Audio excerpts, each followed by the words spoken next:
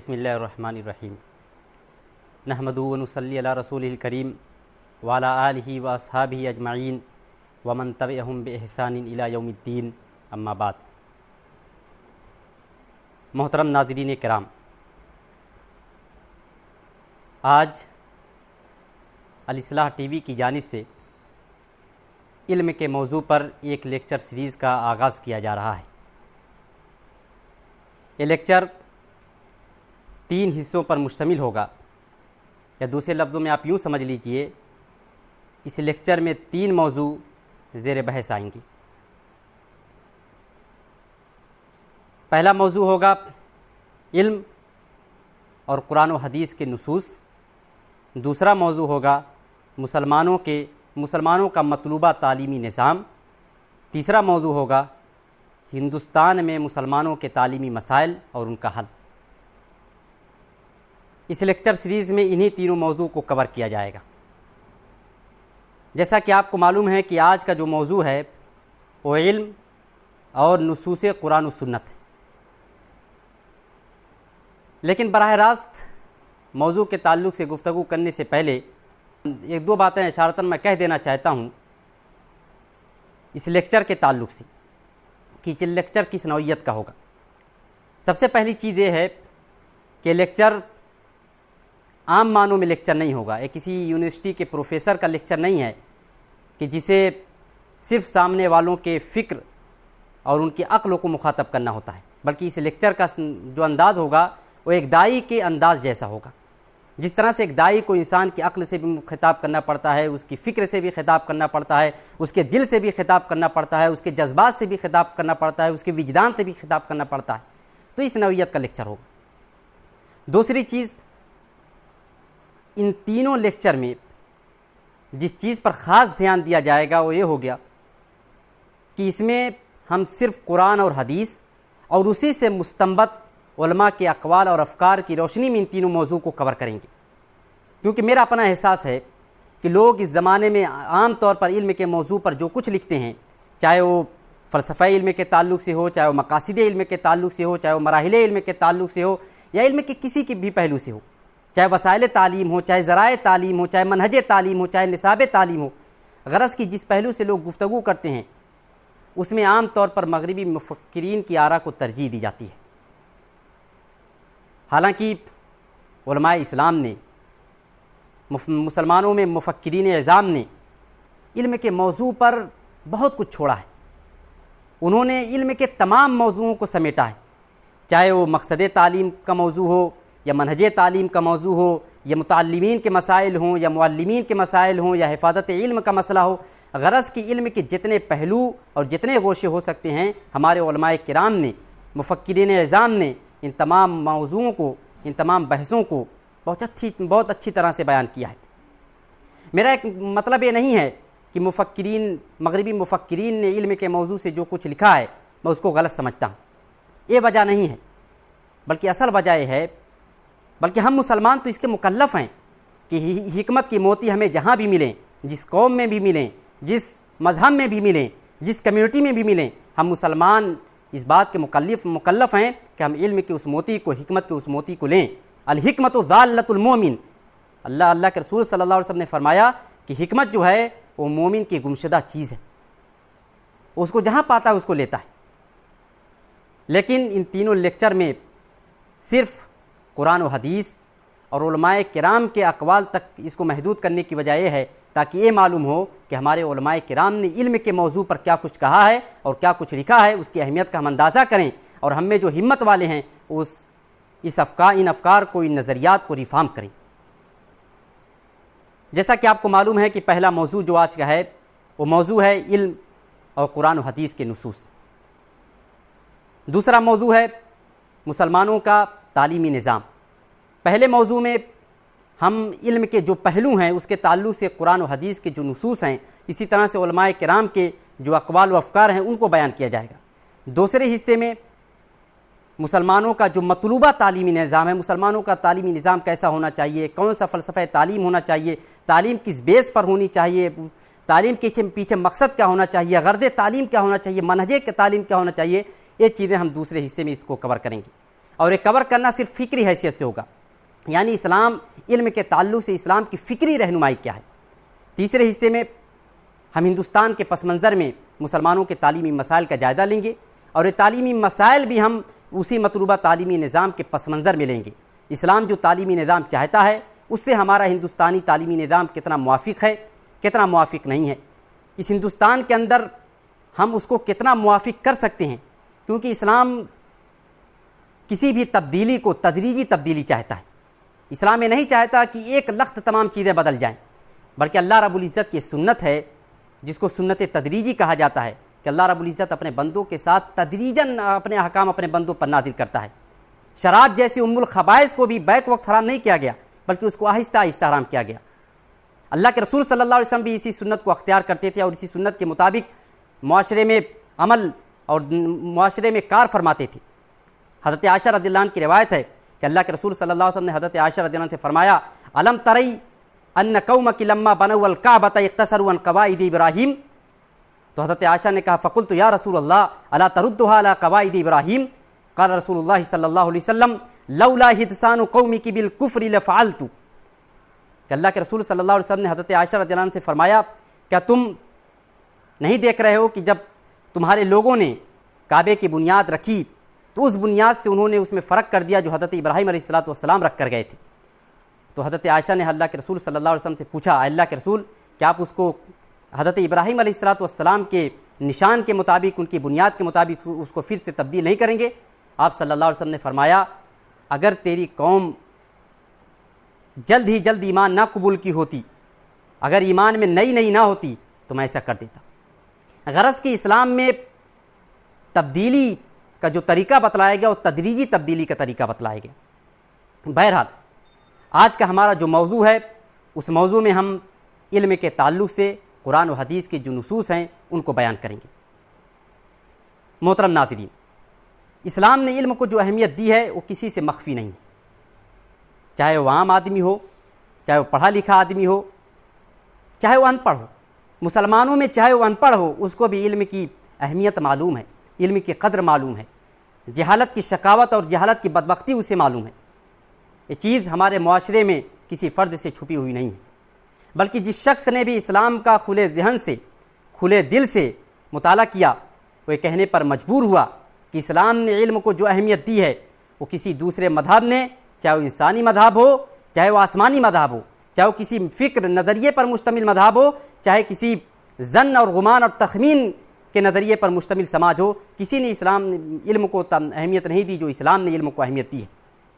اسلام نے علم کو کیا اہمیت دی اس کا اندازہ آپ اس بات سے لگا سکتے ہیں کہ قرآن کی جو پہلی آیت نازل ہوئی اقرأ باسم ربک الذی خلق خلق الانسان من علق، کہ قرآن کی جو پہلی آیت نازل ہوئی اس میں بھی پڑھنے کا حکم دیا گیا، اور یہ پڑھنا مجرد پڑھنا نہیں تھا بلکہ اس پڑھنے کو ایمان کے قیام، ایمان کے اقدار کے ساتھ جوڑ دیا گیا۔ پڑھنا وہ پڑھنا ہو جو بندے کو خدا سے جوڑتا ہو، جو بندے کے اندر خدا کی معرفت پیدا کرتا ہو، نہ کہ وہ پڑھنا جو بندے کو خدا سے دور کرتا ہو، بندے کو خدا کا باغی بناتا ہو، اس کے دل سے نور کی روشنی مٹاتا ہو جو اللہ رب العزت نے فطرتاً اس کے اندر رکھ دی ہے۔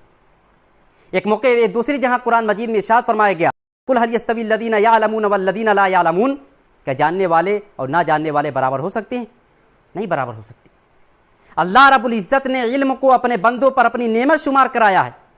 ولما بلغ اشدہ واستوى آتیناہ حکما وعلما وکذلک نجزی المحسنین۔ حضرت داؤد اور حضرت سلیمان علیہ السلام کے بارے میں فرمایا گیا وَلَقَدْ آتَيْنَاهُ دَاوُودَ وَسُلَيْمَانَ عِلْمًا وَقَالَ الْحَمْدُ لِلَّهِ الَّذِي فَضَّلَنَا عَلَى كَثِيرٍ مِّنْ عِبَادِهِ الْمُؤْمِنِينَ۔ ان تمام چیزوں سے واضح ہوتا ہے کہ اسلام نے علم کو کیا اہمیت دی ہے۔ اللہ رب العزت نے ایک موقع پر ارشاد فرمایا کہ زمین و آسمان میں جو نشانیاں پھیلی ہوئی ہیں، اللہ رب العزت کی جو نشانیاں پھیلی ہوئی ہیں، چاہے وہ زمین میں ہو چاہے وہ آسمان میں ہو، اس سے جو فائدہ اٹھاتے ہیں وہ اہل علم ہی اس سے فائدہ اٹھاتے ہیں، اس سے اہل عقل فائدہ اٹھاتے ہیں، جاہل اس سے فائدہ نہیں اٹھاتے۔ اللہ رب العزت نے ارشاد فرمایا انما یخشی اللہ من عبادہ العلماء، کہ اللہ رب العزت سے اس کے بندوں میں علماء ڈرتے ہیں۔ دوسری جگہ ارشاد فرمایا تلک الامثال نضربها للناس وما یعقلها الا العالمون، کہ زمین و آسمان کی جو ہم مثالیں دیتے ہیں ان مثالوں سے صرف وہی شخص فائدہ اٹھاتا ہے جس کے اندر علم ہوتا ہے۔ یہ تمام چیزیں بتلاتی ہیں کہ اسلام نے علم کو کتنی اہمیت دی ہے۔ قرآن مجید میں اللہ رب العزت کے اللہ کے رسول صلی اللہ علیہ وسلم کی بعثت کے جو مقاصد بیان کیے گئے، ان مقاصد میں جو بنیادی مقصد بیان کیا گیا وہ تعلیم کتاب اور تعلیم حکمت ہے۔ هو الذی بعث رسولا منکم یتلو علیکم آیاتہ ویزکیہم ویعلمہم الکتاب والحکمہ۔ اللہ کے رسول صلی اللہ علیہ وسلم کے فرائض منصبی میں سے علم اور حکمت کو بیان فرمایا گیا کہ تعلیم کتاب اور تعلیم حکمت یہ اللہ کے رسول صلی اللہ علیہ وسلم کے بعثت کے بنیادی مقاصدوں میں سے ایک مقصد ہے۔ کتاب کی تعلیم کا کیا مطلب ہے؟ یعنی قرآن کے مفاہیم کو، قرآن کے معنی کو، قرآن کی حکمت کو لوگوں کے سامنے بیان کیا جائے اور الگ سے لوگوں کو حکمت کی تعلیم دی جائے۔ خود اللہ کے رسول صلی اللہ علیہ وسلم نے اپنا تعارف جس انداز میں کرایا وہ انداز یہ بتلاتا ہے کہ علم کی کتنی اہمیت ہے۔ اللہ کے رسول نے ارشاد فرمایا انما بعثت معلما، کہ مجھے اس دنیا میں معلم بنا کر بھیجا گیا ہے، مجھے اس دنیا میں استاد بنا کر بھیجا گیا ہے۔ اس قول کی، اس بات کی اہمیت اس وقت اور اجاگر ہوتی ہے جب ہم اس بات کو، اس قول کو اس پس منظر میں دیکھتے ہیں جس پس منظر میں اللہ کے رسول صلی اللہ علیہ وسلم نے یہ بات فرمائی تھی۔ ایک مرتبہ اللہ کے رسول صلی اللہ علیہ وسلم مسجد نبوی میں آئے اور دیکھا کچھ لوگ دعا اذکار میں مشغول ہیں، کچھ لوگ ایسے ہیں جو دعا کر رہے ہیں، کچھ لوگ ایسے ہیں جو ذکر کر رہے ہیں، لیکن کچھ وہیں ایسے لوگ ہیں جو تعلیمی حلقہ لگائے ہوئے بیٹھے ہیں۔ اللہ کے رسول صلی اللہ علیہ وسلم تعلیمی حلقے کو پسند کیا اور تعلیمی حلقے میں اللہ کے رسول بیٹھتے ہوئے آپ نے یہ فرمایا انما بعثت معلما۔ ایک موقع پر اللہ کے رسول صلی اللہ علیہ وسلم نے فرمایا ان اللہ لم یبعثنی معنتا ولا معنتا ولکن بعثنی معلما میسرا، کہ اللہ رب العزت نے اس دنیا میں مجھے مصیبت میں مبتلا کرنے والا بنا کر نہیں بھیجا ہے، آزمائش میں مبتلا کرنے والا بنا کر نہیں بھیجا ہے، دقت میں مبتلا کرنے والا بنا کر نہیں بھیجا ہے، بلکہ اللہ رب العزت نے اس دنیا میں مجھے معلم بنا کر بھیجا ہے، آسانیاں فراہم کرنے والا بنا کر بھیجا ہے۔ یہ چیزیں بتلاتی ہیں کہ علم کی کیا اہمیت ہے۔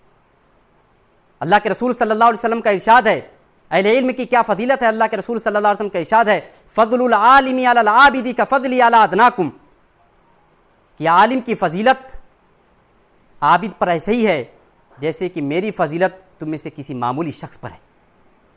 اسی بات کو اللہ کے رسول صلی اللہ علیہ وسلم نے دوسری حدیث میں اور واضح انداز میں ارشاد فرمایا فضل العالم علی العابد کفضل القمر علی سائر الکواکب، کہ عالم کی فضیلت عابد پر ایسے ہی ہے کہ جیسے سورج کی فضیلت جیسے چاند کی فضیلت تمام ستاروں پر ہے۔ یہ چیزیں بتلاتی ہیں سامعین کرام کہ اسلام نے علم کو کیا اہمیت دی ہے۔ اسلام نے علم کو عبادت قرار دیا ہے۔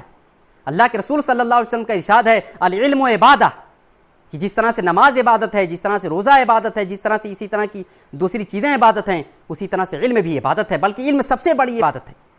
اگر دیکھا جائے تو علم سے بڑھ کر کوئی چیز عبادت نہیں ہے۔ ایک شخص اگر علم والا نہ ہو، اس کے پاس علم نہ ہو، تو اس کی عبادتیں بھی ضائع ہو سکتی ہیں۔ لا علمی کی بنیاد پر وہ جو عبادات بجا لاتا ہے وہ غلط بجا لائے۔ صحیح طریقے سے عبادت جو بجا لا سکتا ہے وہ صاحب علم ہی ہو سکتا ہے۔ آخرت میں اللہ رب العزت جن لوگوں کو سفارش کا موقع دے گا، جن لوگوں کو شفاعت کا موقع ملے گا، جن کو اس بڑے منصب سے سرفراز کیا جائے گا، اس میں اللہ کے رسول صلی اللہ علیہ وسلم نے اہل علم کا بھی ذکر کیا ہے۔ لا یشفع یوم القیامت الا ثلاثۃ عالم الانبیاء ثم العلماء ثم الشہداء، یشفع یوم القیامت ثلاثۃ الانبیاء والعلماء والشہداء، کہ آخرت میں 3 لوگ اللہ رب العزت کے نزدیک سفارش بنیں گے۔ 3 لوگوں کو سفارش اور شفاعت کا موقع دیا جائے گا۔ اس میں پہلا جو ہے، اس میں پہلے انبیاء ہیں، دوسرے نمبر پر علماء ہیں اور تیسرے نمبر پر شہداء ہیں۔ علم کی یہ فضیلت ہے جو اسلام نے علم کی فضیلت بیان کی ہے۔ یہی وجہ ہے ہمارے علماء کرام نے علم کی فضیلت کو بڑھا چڑھا کر پیش کیا ہے، اس کو بہت واضح اور صاف الفاظ میں بیان کیا ہے۔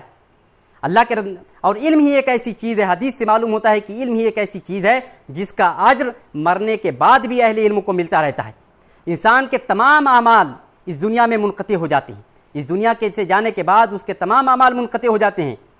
نماز منقطع ہو جاتی ہے، روزہ منقطع ہو جاتا ہے، حج منقطع ہو جاتے ہیں، لیکن جو چیز مرنے کے بعد بھی جس کا اجر باقی رہتا ہے وہ صرف علم ہے۔ اللہ کے رسول صلی اللہ علیہ وسلم نے ارشاد فرمایا اذا مات الانسان انقطع عنه عمله الا من ثلاثه من صدقه جاریہ ومن علم ينتفع به ومن ولد صالح يدعو له، کہ 3 چیزیں ہیں کہ انسان کے مرنے کے بعد بھی اس کا اجر جاری رہتا ہے، ایک صدقہ جاریہ اور دوسرا وہ علم جس سے لوگ فائدہ اٹھاتے ہیں، اور تیسرا وہ بچہ وہ سالے بچہ جو اپنے باپ کے حق میں دعا کرے۔ تو علم کو اس چیز میں شمار کیا گیا ہے کہ جس کا اجر مرنے کے بعد بھی انسان کے لیے جاری رہتا ہے۔ یہی وجہ ہے کہ صحابہ کرام نے، مفکرین اعظام نے، علماء کرام نے علم کو بہت اہمیت دی ہے۔ حضرت علی رضی اللہ عنہ نے تو یہاں تک کہا ہے علم کی بنیاد پر انسان کا قد طے ہوتا ہے کہ کون چھوٹا ہے، کون بڑا ہے، کون صاحب فضل ہے، کون صاحب رذالت ہے۔ یہ جو چیز فیصلہ کرتی ہے اس میں وہ علم ہے۔ قیمت الانسان علمہ، کہ انسان کی قیمت جو چیز طے کرتی ہے وہ اس کا علم ہے۔ اقل الناس قیمتا اقلهم علما، لوگوں میں جو سب سے علم میں سب سے کم ہے وہی لوگوں میں مرتبے میں بھی سب سے کم ہے۔ اور علم ہی وہ طاقت ہے جس سے کوئی قوم اس دنیا میں ترقی کرتی ہے۔ کسی قوم کو رفعت، بلندی، عروج حاصل ہوتا ہے، کوئی قوم عروج کے ثریے پر پہنچتی ہے، بلندی کی چوٹیوں پر پہنچتی ہے اور پائیدار عزت حاصل کرتی ہے۔ اور جہالت یہ چیز ہے جس کے ذریعے سے کوئی قوم ذلت، پستی، کہتری کے غار میں جا گرتی ہے۔ حضرت علی رضی اللہ عنہ کا وہ شعر کتنا مناسب ہے، رضینا قسمت الجبار فینا لنا علم وللجہال مال فعز المال یفنا عن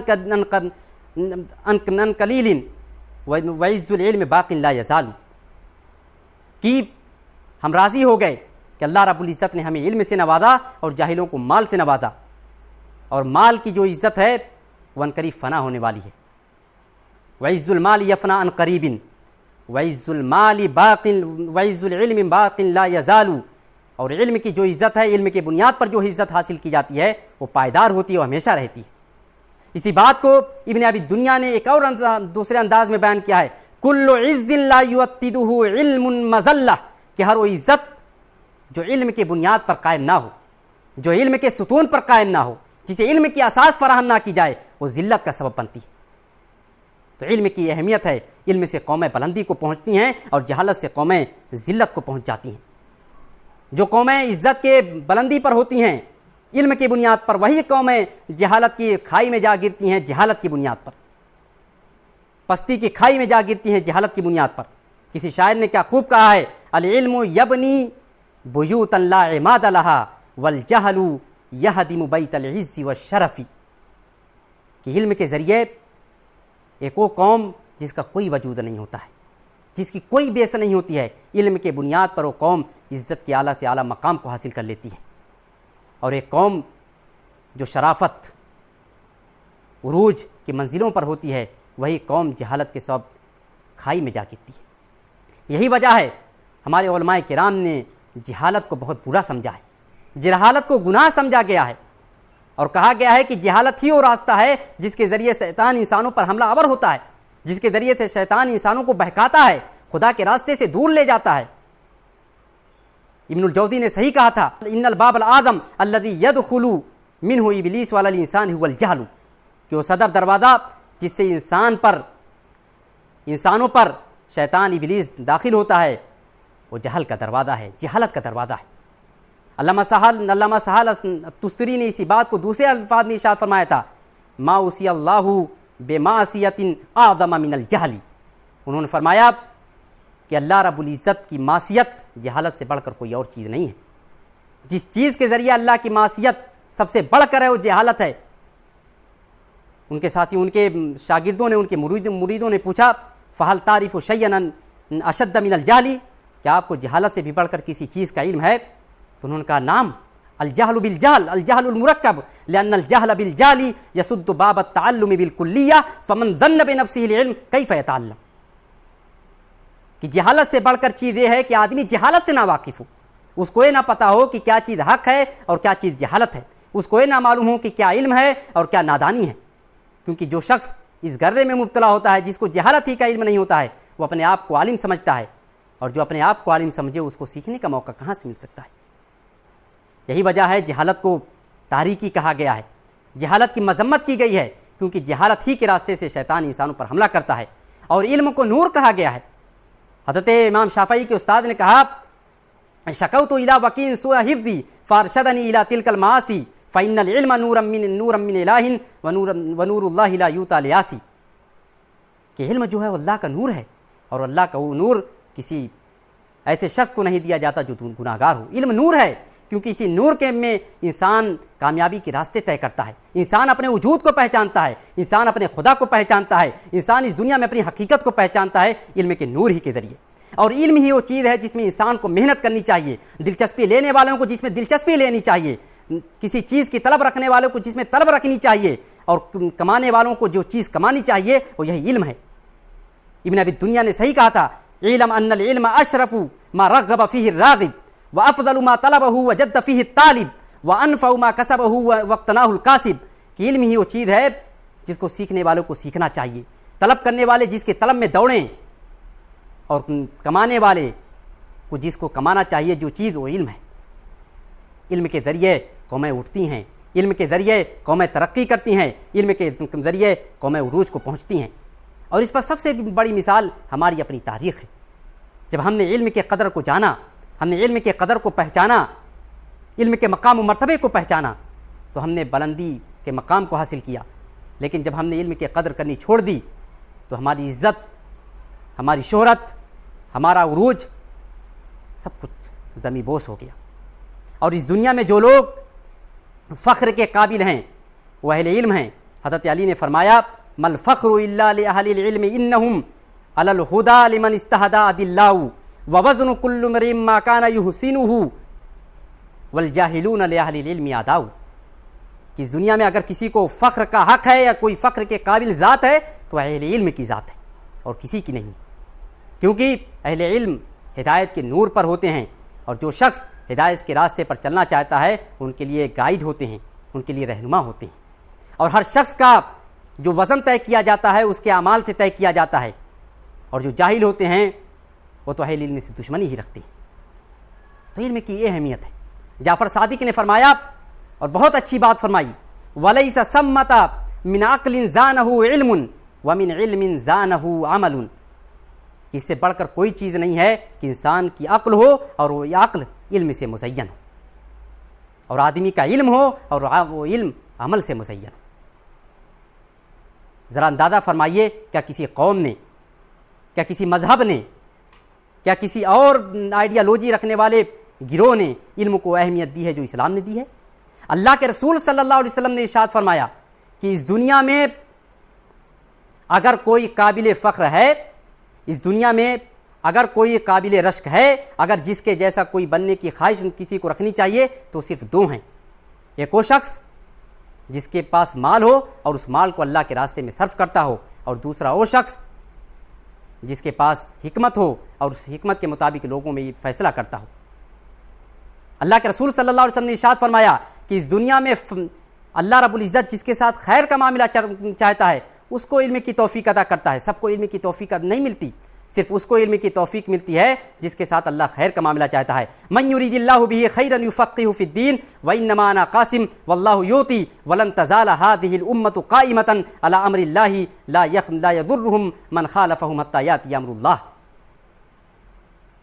ایک موقع پر اللہ کے رسول صلی اللہ علیہ وسلم نے ارشاد فرمایا کہ علم لا حسد الا فی اثنین، رجل آتاہ اللہ المال فسلطہ علی ہلکتہ فی الحق ورجل آتاہ اللہ العلم آتاہ اللہ الحکمہ فہو یقضی بہا ویعلمہا، کہ صرف دو طرح کے لوگ ہیں جو قابل رشک ہیں، ایک وہ جن کو اللہ نے مال دیا اور اس مال کو وہ حق جہاں پر صرف کرتے ہوں، اور دوسرے وہ جن کو اللہ نے حکمت دی اور اس حکمت کے مطابق لوگوں کے درمیان فیصلہ کرتے ہوں۔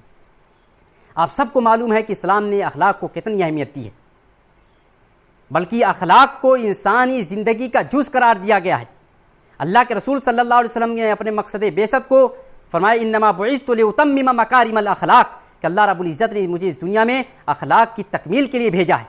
اخلاق کی اہمیت کا اندازہ آپ اس سے لگا سکتے ہیں کہ اللہ کے رسول صلی اللہ علیہ وسلم نے کہا ان من خیرکم احسنکم خلقا، اور صحابی نے اللہ کے رسول صلی اللہ علیہ وسلم کا تعارف کراتے ہوئے فرمایا کان النبی صلی اللہ علیہ وسلم من احسن الناس خلقا۔ اللہ کے رسول صلی اللہ علیہ وسلم نے ایک مرتبہ ارشاد فرمایا جو چیز انسان کو جنت میں لے جائے گی وہ اچھے اخلاق ہیں، اور جو چیز انسان کو جہنم میں لے جائے گی وہ برے اخلاق ہیں۔ اکثر ما يدخل الناس الجنت تقوى اللہ وحسن الخلق واکثر ما يدخل النار الفم والفرج۔ ایک مرتبہ اللہ کے رسول صلی اللہ علیہ وسلم نے ارشاد فرمایا کہ نامہ اعمال میں جو چیز سب سے بھاری ہوگی، سب سے وزنی ہوگی، وہ اخلاق ہے۔ لیس شیء اثقل فی المیزان من حسن الخلق۔ ایک موقع پر اللہ کے رسول صلی اللہ علیہ وسلم نے اخلاق کی اہمیت کو بتلاتے ہوئے فرمایا کہ حسن اخلاق، اچھا اخلاق انسان کے لیے سعادت، انسان کے لیے نیک بختی کا سبب ہے، اور بد اخلاقی انسان کے لیے شقاوت اور بدبختی کا سبب ہے۔ فرمایا حسن الملکۃ یمن وسوء الخلق شؤم۔ ایک آخری حدیث جو میں اخلاق کے تعلق سے پیش کرنا چاہتا ہوں، اس میں اللہ کے رسول صلی اللہ علیہ وسلم نے یہاں تک فرما دیا کہ ایک شخص جس کے اخلاق اچھے ہوں وہ اس مرتبے کو حاصل کر لیتا ہے جو صرف اس شخص کا حق ہے جو رات کو نماز کی حالت میں گزارتا ہو اور دن کو روزے کی حالت میں گزارتا ہو۔ ان الرجل لا يدرك بحسن خلقه درجۃ الصائم القائم۔ لیکن اس اخلاق کو بھی اسلام نے علم کے ساتھ جوڑا ہے، اسلام نے تفقہ کے ساتھ جوڑا ہے۔ قربان جائیے اس دین پر کہ اس نے اس اخلاق کو، اخلاق جیسی بلند چیز کو بھی اس نے علم کے ساتھ، تفقہ کے ساتھ، بصیرت کے ساتھ جوڑ دیا ہے۔ اللہ کے رسول صلی اللہ علیہ وسلم نے ارشاد فرمایا خیرکم اسلاما احسنکم اخلاقا اذا فقہوا، کہ تم میں اسلام میں سب سے بہتر وہ ہے جو تم میں اخلاق میں سب سے بہتر ہو، لیکن کب؟ جبکہ اس کے اندر تفقہ ہو، اس کے اندر بصیرت ہو، اس کے اندر دین کا فہم ہو، اس کے اندر علم ہو، اس کے اندر دانائی ہو، اس کے اندر عقل مندی ہو۔ ایک موقع پر اللہ کے رسول صلی اللہ علیہ وسلم نے ارشاد فرمایا کہ اس دنیا میں بندے کے لیے جو چیز سب سے اہم ہے وہ تفقہ فی الدین ہے، وہ دین کی سمجھ ہے، وہ دین کا علم ہے۔ فرمایا ما عبد اللہ بشیء افضل من فقہ۔ ایک موقع پر اللہ کے رسول صلی اللہ علیہ وسلم نے ارشاد فرمایا کہ صاحب بصیرت، صاحب تفقہ اور علم میں گہرائی رکھنے والا تو شیطان پر ہزاروں عابد سے بھاری ہے۔ ولا فقیہ واحد اشد علی الشیطان من الف عابد، کہ ایک صاحب علم، ایک دین کی سمجھ رکھنے والا شیطان پر ہزاروں عابد سے بہتر بھاری ہے۔ آپ جانتے ہیں کہ چیزیں اپنے قیام کے لیے، چیزیں اپنے وجود کے لیے کچھ بنیادوں کی ضرورت مند ہوتی ہیں۔ جیسے آپ جس گھر میں رہتے ہیں وہ گھر، اس گھر کی چھتیں، اس گھر کی کھڑکیاں، اس گھر کی دیواریں، اس گھر کی زیب و زینت اسی وقت تک قائم رہتی ہے جب تک اس کی بنیاد قائم ہو۔ اگر اس کی بنیاد مضبوط ہو تو یہ چیزیں قائم ہیں، اگر اس کی بنیاد کمزور ہو تو تمام سامان زینت اپنی تمام تر زینت کے باوجود زمیں بوس ہونے میں وقت نہیں لگتا۔ اسی طرح دین کی بنیادیں ہیں، اور اللہ کے رسول نے دین کی بنیاد جو قرار دی وہ علم کو بتلایا، وہ تفقہ کو بتلایا، وہ فہم کو بتلایا، وہ بصیرت کو بتلایا، وہ عقل کو بتلایا۔ اللہ کے رسول نے کہا لکل شیء عماد و عماد ھذا الدین الفقہ۔ آپ یہ بھی جانتے ہیں کہ انسان کا آخرت میں جو فیصلہ ہوگا، جس بنیاد پر انسان کا آخرت میں فیصلہ ہوگا وہ عمل ہے، اور عمل کے ساتھ ساتھ اللہ رب العزت کی رحمت ہے۔ لیکن آخرت کے جزا و سزا کو اسلام نے علم کے ساتھ بھی جوڑ دیا ہے۔ اللہ کے رسول صلی اللہ علیہ وسلم نے ارشاد فرمایا ان الرجل لا يكون من اهل الصلاة والصوم والزکاة والحج والعمرة وذكر سهام الخير كله وما يجزى يوم القيامة الا بقدر عقله، کہ انسان نمازی بھی ہو سکتا ہے، انسان روزے دار بھی ہو سکتا ہے، انسان حج کرنے والا بھی ہو سکتا ہے، انسان دوسرے خیر کے کام کرنے والا بھی ہو سکتا ہے، لیکن آخرت میں اس کے ساتھ جو معاملہ ہوگا وہ اس کی عقل کی بنیاد پر ہوگا۔ کیا کسی دین نے، کیا کسی مذہب نے، کیا کسی آئیڈیالوجی نے تفقہ کو، عقل مندی کو، دانائی کو، علم کو یہ اہمیت دی ہے کہ اس نے آخرت کی جزا و سزا کو عقل کے ساتھ جوڑ دیا؟ اس سے اندازہ ہوتا ہے کہ اسلام نے علم کو کتنی اہمیت دی ہے۔ اللہ کے رسول صلی اللہ علیہ وسلم جب نماز کے لیے صف لگواتے تھے تو صف میں بھی اس بات کا دھیان رکھا جاتا تھا کہ جو صاحب علم ہوں ان کو پہلی صف میں کھڑا کرایا جائے، جو صاحب سمجھ ہوں، صاحب علم ہوں، صاحب فہم ہوں، ان کو پہلے صف میں لگایا جائے۔ جس ترتیب سے ان کے اندر فہم ہو اس ترتیب سے ان کو نماز میں صف میں ان کو کھڑا کرایا جائے۔ حضرت ابی سعید خدری فرماتے ہیں کان رسول اللہ صلی اللہ علیہ وسلم یمسح مناکبنا ویقول استووا ولا تختلفوا فتختلف قلوبکم لیلینی منکم اولو الاحلام والنہی ثم الذین یلونہم ثم الذین یلونہم، کہ صف لگوانے میں بھی اللہ کے رسول صلی اللہ علیہ وسلم اس بات کا اہتمام کرتے تھے کہ اہل علم کو آگے کیا جائے۔ اہل علم کے لیے بہت بڑی سعادت کی بات تھی۔ اللہ کے رسول صلی اللہ علیہ وسلم نے ابن عباس رضی اللہ عنہ کو ایک مرتبہ اپنے سینے سے لگایا اور جو دعا دی وہ دعا یہ نہیں دی کہ اللہ تمہیں مال سے نوازے، اللہ تمہیں عہدوں سے نوازے، اللہ تمہیں دنیا کی تمام نعمتیں عطا فرمائے، بلکہ جو دعا دی وہ علم اور حکمت کی دعا دی۔ ضمنی نبی صلی اللہ علیہ وسلم الی صدری فقال اللہم علمہ الکتاب وقال فی روایت اللہم علمہ الحکمہ، کہ ابن عباس فرماتے ہیں کہ اللہ کے رسول نے مجھے اپنے سینے سے لگا کر حکمت کی دعا دی۔ کچھ روایت میں آتا ہے کہ اللہ کے رسول صلی اللہ علیہ وسلم نے علم کی دعا دی۔ اور اسلام جو علم چاہتا ہے، جو عبادت چاہتا ہے، اس عبادت میں بھی وہ چاہتا ہے کہ عبادت میں تفقہ ہو، فہم ہو، سمجھ ہو، علم ہو. یہ نہیں کہ عبادت بس ایسے عبادت ادا کی جائے اور کوئی فہم ہی نہ ہو کہ میں عبادت کیوں ادا کر رہا ہوں، نماز پڑھ رہا ہے تو کیوں پڑھ رہا ہے، روزہ رکھ رہا ہے تو کیوں رکھ رہا ہے، کچھ علم نہ ہو، بس جاہلوں کی طرح کرتا چلا جائے. بلکہ اسلام میں جو عبادت مطلوب ہے وہ عبادت بھی وہ عبادت ہے جس کے اندر تفقہ ہو، فہم ہو، بصیرت ہو. اللہ کے رسول صلی اللہ علیہ وسلم نے ارشاد فرمایا لا خیر فی عبادت لیس فیہا تفقہ، کہ اس عبادت میں کوئی بھلائی نہیں ہے جس کے اندر تفقہ نہ ہو، جس کے اندر بصیرت نہ ہو.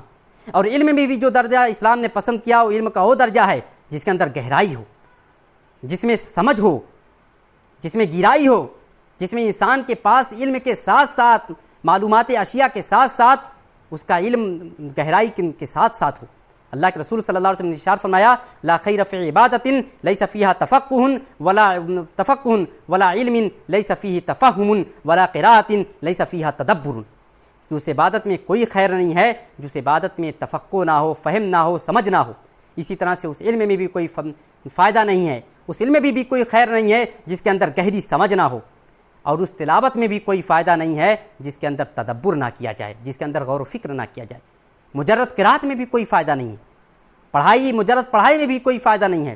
وہ پڑھائی سمجھ کے ساتھ ہو، وہ پڑھائی گہرائی کے ساتھ ہو، وہ پڑھائی تدبر کے ساتھ ہو، تب اسلام میں اس کا مقصود، اس کا مدلول اور اس کا مقصود اور اس کا مطلوب حاصل ہوتا ہے. اللہ کے رسول صلی اللہ علیہ وسلم سے پوچھا گیا کہ کون شخص سب سے افضل ہے؟ سئل رسول اللہ صلی اللہ علیہ وسلم ای الناس اکرم؟ قال رسول اللہ صلی اللہ علیہ وسلم اکرمہم عند اللہ اتقاہم، کہ لوگوں میں سب سے افضل وہ ہے جو اللہ سے سب سے زیادہ ڈرتا ہو. تو لوگوں نے پوچھا اللہ کے رسول ہم اس کے بارے میں نہیں پوچھ رہے ہیں. فقالوا لیس عن ھذا نسألک، تو اللہ کے رسول نے جواب دیا اکرم الناس یوسف نبی اللہ بن نبی اللہ بن خلیل اللہ. صحابہ کرام نے پوچھا کہ اللہ کے رسول ہم اس کے بارے میں بھی نہیں پوچھ رہے ہیں. تب اللہ کے رسول نے پوچھا فان تسألونی عن ما دین العرب؟ قال نعم. قال رسول اللہ صلی اللہ علیہ وسلم خیارکم فی الجاہلیت خیارکم فی الاسلام اذا فقہوا، کہ تم میں اسلام کی حالت میں وہی سب سے بہتر ہے جو جاہلیت کی حالت میں بہتر رہا ہو، لیکن کب؟ جبکہ اس کے اندر تفقہ ہو، اس کے اندر بصیرت ہو. تفقہ اور بصیرت کو اسلام نے درجہ دیا. بلکہ اللہ کے رسول صلی اللہ علیہ وسلم نے یہاں تک فرمایا کہ اللہ رب العزت صرف مومنوں کو تفقہ سے نوازتا ہے. دین کی سمجھ، دین کی گہرائی صرف مومنوں کو ملتی ہے، منافقوں کو اس سے کوئی حصہ نہیں ملتا. خصلتان لا تجتمعان فی منافق حسن سمت ولا فقہ فی الدین. اور ناظرین کرام، یہ تمام آیات یا حدیث یا اقوال اس بات کو بتلانے کے لیے کافی ہیں کہ اسلام نے علم کو کیا اہمیت دی ہے. اسلام نے علم کو جو اہمیت دی ہے وہ کسی اور نے نہیں دی، اور اسلام نے جہل کی جو مذمت کی ہے وہ کسی اور نے نہیں کی. حضرت یوسف القرضاوی نے اسلام کا علم سے کیا تعلق ہے، یوسف القرضاوی کی ایک عبارت اس کو بہت اچھے انداز میں واضح کرتی ہے. یوسف القرضاوی نے کہا کہ العلم عندنا دین والدین عندنا علم، کہ علم ہی ہمارے نزدیک دین ہے اور دین ہی ہمارے نزدیک علم ہے. اسلام کا علم سے اور علم کا اسلام سے وہی تعلق ہے جو چولی دامن کا ہوتا ہے، جو لازم اور ملزوم کا ہوتا ہے. جس طرح ایک لازم اپنے ملزوم سے جدا نہیں ہو سکتا، جس طرح ایک ملزوم اپنے لازم سے جدا نہیں ہو سکتا، اسی طرح علم مومن سے جدا نہیں ہو سکتا اور مومن علم سے جدا نہیں ہو سکتا. علم کی اہمیت ہے، علم عبادت، علم کو عبادت قرار دیا گیا. اللہ کے رسول صلی اللہ علیہ وسلم نے ایک موقع پر ارشاد فرمایا کہ علم سب سے بڑی جو عبادت ہے وہ علم کو قرار دیا گیا. افضل العبادت الفقہ، کہ تفقہ حاصل کرنا، فہم حاصل کرنا، یہ سب سے بڑھ کر عبادت ہے. علم کے تعلق سے اسلام نے جو رہنمائی عطا فرمائی ہیں وہ علم کے تمام شعبوں میں اسلام نے رہنمائی عطا کی ہیں. اس کا کچھ حصہ میں نے آج آپ کے سامنے ذکر کیا ہے. اس کے بہت سارے حصے ہیں. اسلام نے علم کو ہر پہلو سے اہمیت دی ہے. علم کی اہمیت کے تعلق سے بھی اس کو اہمیت دی گئی ہے، تفقہ اور بصیرت کے تعلق سے بھی علم کو اہمیت دی گئی ہے. یا ایک لفظوں میں آپ یوں کہیے، مقدمات علم سے لے کر نفس علم تک، نفس علم سے لے کر نتائج علم تک جو مرحلے ہو سکتے ہیں، اسلام نے ہر مرحلے کے تعلق سے وافر ہدایات فراہم فرمائی ہیں. علم حاصل کرنے والوں کے لیے کیا اجر ہے، معلمین کے لیے کیا اجر ہے، متعلمین کے لیے کیا اجر ہے، علم پھیلانے والوں کے لیے کیا اجر ہے، علم کی اہمیت کیا ہے، علم کی حفاظت کا کیا مطلب ہے. اور اسلام میں علم کی حفاظت کے کا جو تصور ہے وہ بہت وسیع و عریض ہے. انشاءاللہ اس کو میں آگے آپ کے سامنے پیش کروں گا تو آپ کو معلوم ہوگا کہ اسلام نے علم کی حفاظت کا ہر اعتبار سے حکم دیا ہے. نفسانی اعتبار سے بھی، روحانی اعتبار سے بھی، مادی اعتبار سے بھی، ظاہری اعتبار سے بھی، باطنی اعتبار سے بھی۔ پھر اسی طرح سے علم کے ساتھ عمل کو اسلام نے زور دیا ہے۔ آج کی بات ہم یہی ختم کرتے ہیں، انشاءاللہ اس کے بعد جو گفتگو ہوگی اس میں ہم قرآن اور حدیث کے اس نصوص کو پیش کریں گے جو حفاظت علم سے تعلق رکھتے ہیں، اسی طرح سے جو نفعیت علم اور عملیت علم کے سے تعلق رکھتے ہیں، اور حصول علم کے اعتبار سے کیا مراتب ہیں، کیا درجات ہیں اسلام میں جو قرآن و حدیث میں بیان کیے گئے ہیں، اس کو انشاءاللہ اس کے بعد والے لیکچر میں بیان کیا جائے گا۔ اور ساتھ ہی ساتھ یہ بھی بیان کیا جائے گا کہ متعلمین کے کیا فرائض ہیں، ان کے فضائل کیا ہیں، قرآن و حدیث میں ان کے تعلق سے نصوص کیا وارد ہوئے ہیں، متعلمین کے کیا فرائض ہیں، ان کے کیا حقوق ہیں، انشاءاللہ یہ تمام چیزیں اگلے لیکچر میں بیان کی جائیں گی۔ اللہ تعالیٰ سے دعا ہے کہ اللہ تعالیٰ ہمیں صاحب علم بنائے، صاحب تفقہ بنائے۔ وآخر دعوانا ان الحمد للہ رب العالمین۔